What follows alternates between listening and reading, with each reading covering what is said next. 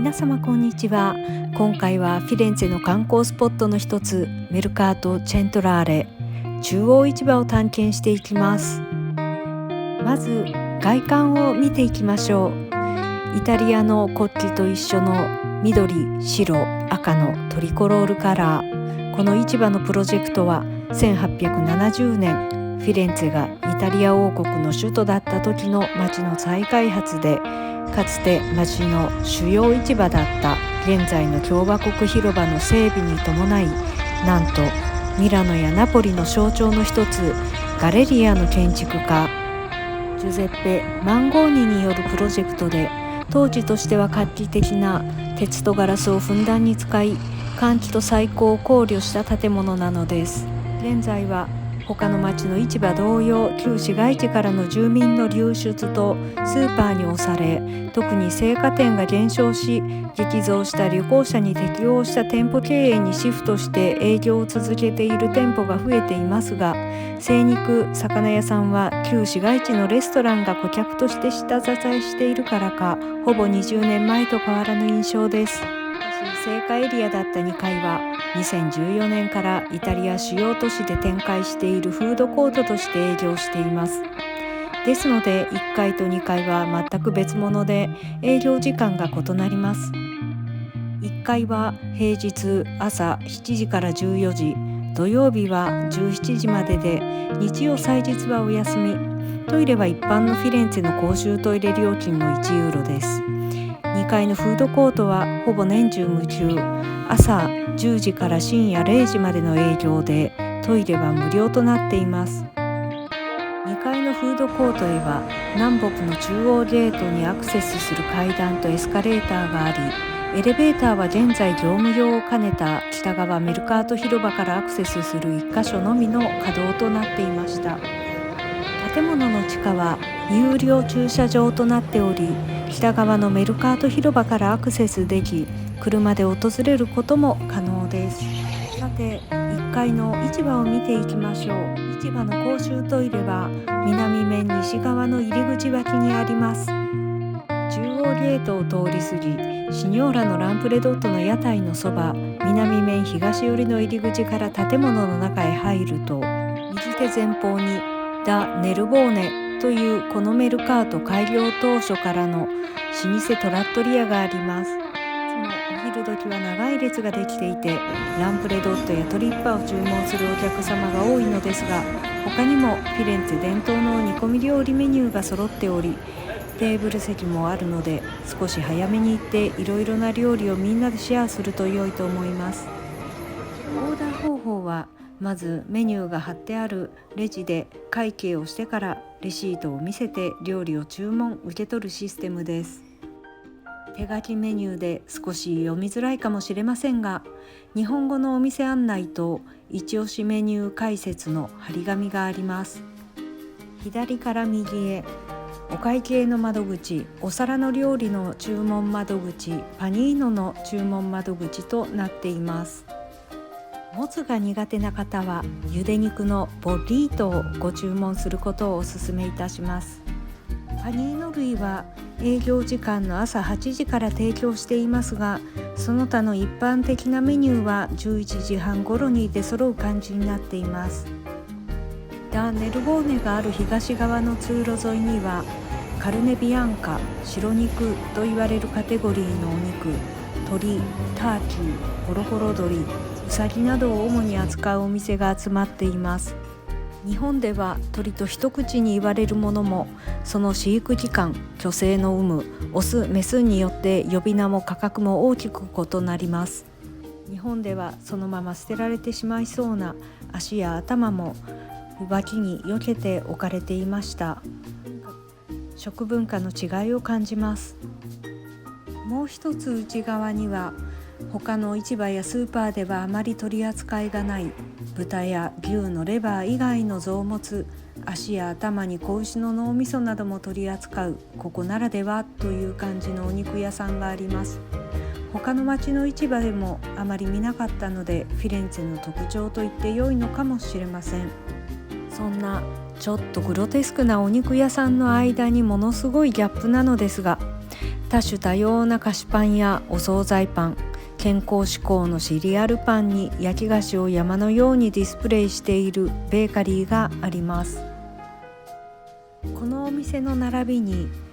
サラミ、チーズ専門店もあります。地元トスカーナ産の羊のミルクから作ったペコリーノチーズを中心にイタリア産のチーズの品揃えが大変豊富です。4年もののパルミジャーノ・レッジャーノなどもあり、有料で真空パックも行ってくれます。スーパーで販売されているものとは全く別物のカチョカバッロと日本で呼ばれるスカモルツァもあります。特に観光客に人気のトリュフチーズはもちろんのこと、お土産に持ち帰るのに手頃な小さめのサイズのチーズなどもかなり豊富に揃っていますので、ぜひ覗いてみてくださいませ。さて、フィレンツェといえばビステッカ・アッラ・フィオレンティーナ、カルネ・ロッサ、赤肉と呼ばれる牛肉を中心に扱う一般的なお肉屋さんがメルカートの中心部を占めています。どのお肉屋さんもビステッカ用の骨付きの枝肉が並んでいて、注文に応じてカットします。産地や牛の品種にこだわったかなり高級なビステッカ用の枝肉を扱っているお店もあります。そしてこの骨ばかりで食べるところがほとんどなさそうなものが子羊、アニェッロで、復活祭などキリスト教と最も結びつきの深いお祝いに食べられるお肉です。市場内の東側には他にメルカート・チェントラーレのグッズ販売店、エルボリステリアと呼ばれるハーブ系薬局、食品関係のお土産屋さん、東ヨーロッパ系のミニマーケットがあります。南側メインゲートを入ったところには、このメルカート開業以来の趣を残すもつ専門店のカウンターがあります。両サイドは酒屋さん、そのさらに向こうは大きな精肉店があり、その西側にお肉のイートインコーナーができていました。加工肉を扱う専門店、そして市場内には3カ所バールもございます。メイン通路の北西側にはアフリカから東南アジアまでのエスニックフードを扱うお店が集まっています。この区画にある八百屋さんを除くと、チンゲン菜、ニガウリ、そしてタロイモや調理用バナナなど珍しい食材がいっぱいあります。イタリアのスーパーでも最近さつまいもが販売されているのですが、ここに置かれているような紫色の甘そうなものはありません。イスラム教徒のためのハラルのお肉屋さんもあります。一見他のお肉屋さんと大差ないのですが、よく見ると当たり前ですが豚肉は置いていません。エスニックエリアの西側奥は魚屋さんコーナーになっています。日本でもおなじみの魚が結構たくさん見られます。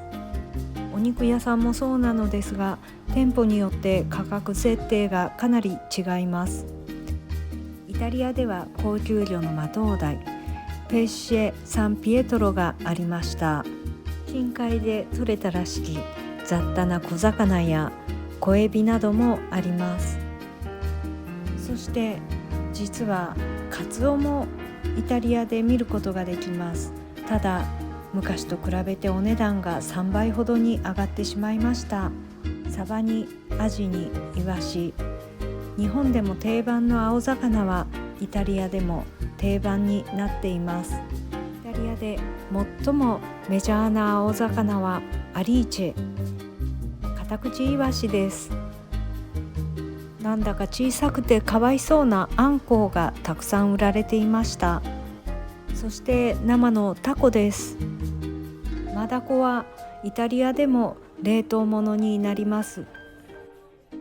魚屋さんエリアにもイートインコーナーが登場しています。前菜、パスタ、カジキのグリル、揚げ物などがいただけるようです。そして本当にこんなに小さくなってしまったのという青果を扱うエリアがあります。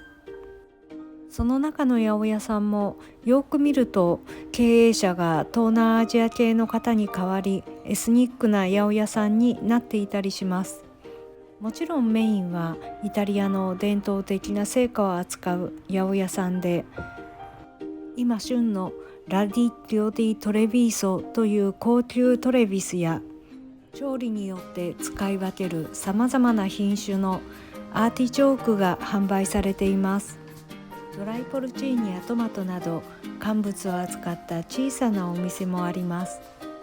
そして野菜エリアの南には日本人スタッフがいるワインをメインにしたトリュフ製品やオリーブオイル、バルサミコ酢などちょっとしたお土産も揃うお店がございます。生パスタ屋さんではパスタソースも量り売りしていて、2階のフードコートができて以来プリモの立ち食い販売を始めました。価格はフードコートの生パスタ屋さんよりリーズナブルでトスカーナらしいメニューになっています。シーズンには日本の立ち食いそばのようにこの細いカウンターでお昼を済ませる人の姿が多く見られます。旧市街地の複数のレストランがここから生パスタを仕入れていて、ここの可愛らしい配達者が街を走る姿を時折見かけます。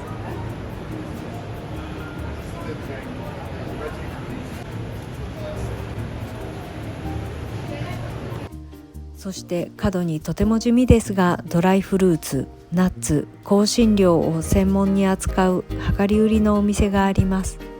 おそらくフィレンツェでこのカテゴリーの品揃えが最も良いお店です。ぜひ覗いて未開拓のものに挑戦してみるのも楽しいのではないかと思います。ここから入り口付近に近づくと老舗のガストロノミアペリーニがあります。このお店はもともと味見を出していたのですが、2階がフードコートになってから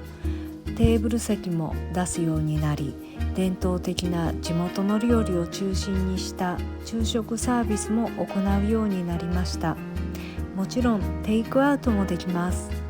では次回は2階のフードコートを一緒に探検していきたいと思います。皆様最後までお付き合いくださいましてありがとうございました。これからもフィレンツェを中心にイタリアの旅行に役立つ情報を発信してまいりますので、応援ご登録いただきますと大変励みになります。よろしくお願いいたします。ではまた皆様良い一日をお過ごしくださいませ。